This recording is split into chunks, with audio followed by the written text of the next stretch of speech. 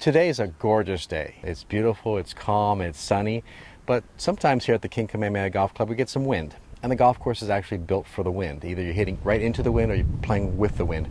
Only the 10th hole is a par 3 that plays with a crosswind. When you think of golf courses here on Maui, you think of ocean and palm trees. Well, you can see the ocean on every hole on this golf course, but we're not next to the ocean. We're about 700 feet above sea level.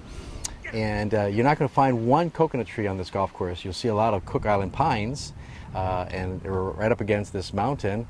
And so you do have a mountainous type feel to the golf course. You don't miss the ocean because you see it on every hole, but you are right next to this very interesting mountain. It does take a little bit of local knowledge because some of the landing areas from the tee are a little blind, not entirely, but just a bit. I would definitely gauge the wind and adjust for it, allow for it. Number 6 is a nice hole. It's not very long. You've got to figure out what club to hit off the tee so you don't go into the water. That protects the green. The green is to the right, and it's also protected by the little stream that runs down the hill. And you're playing to a 3-tiered green, so you got to know where that flag is. And I would say that the biggest mistake on a strong windy day is if you tug it a little left, you're gone. Okay, so make sure you gauge the wind properly, play it far enough to the right to anticipate the wind and some bounces on this short shot to a 3-tiered green. The key out here is to just hit the fairways. If you miss a fairway, you're in another fairway. It's not that demanding, but if you want to, shoot a good score, you've got to hit the fairways. You got to hit the greens. Get in the hole. Oh, look at you. Oh. The greens are pretty small. The average size of the resort greens here on Maui is about 9,000 square feet. Here at the King Kamehameha Golf Club, it's about 6,600 square feet. So you're going to miss some greens. So the key for producing a good score is to get it up and down from all over the place. Oh, that's my partner. Nice putt, Cock. After yesterday, Brian, I was like...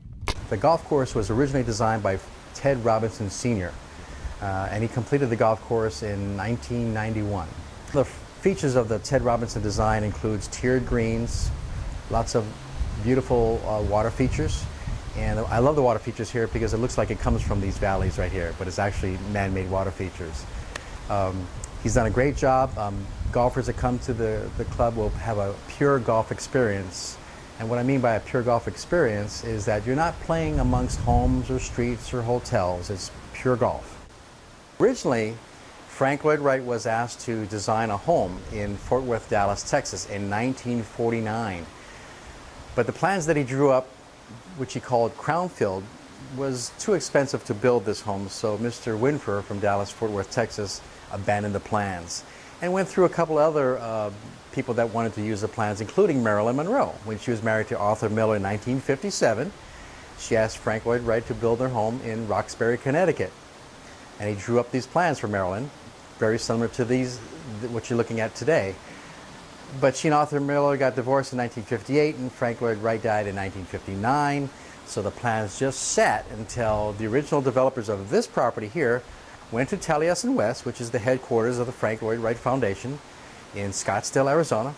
Back in 1988, they found the plans that Marilyn left at 14,000 square feet. And they said, this is perfect, this is wonderful, but we need more space. So they took this 14,000 square foot design, again, still called Crownfield, and added 2 more levels and blew it up to what is today 74,000 square feet. The King Kamehameha Golf Club opened in May of 2006, and it was renamed the King Kamehameha Golf Club.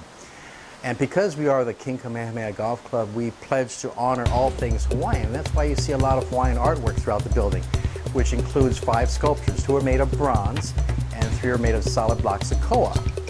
And these were commissioned by Dale Zarella, a local artist here in Maui. So the original developers finished the clubhouse in 1993 for the tune of $35 million.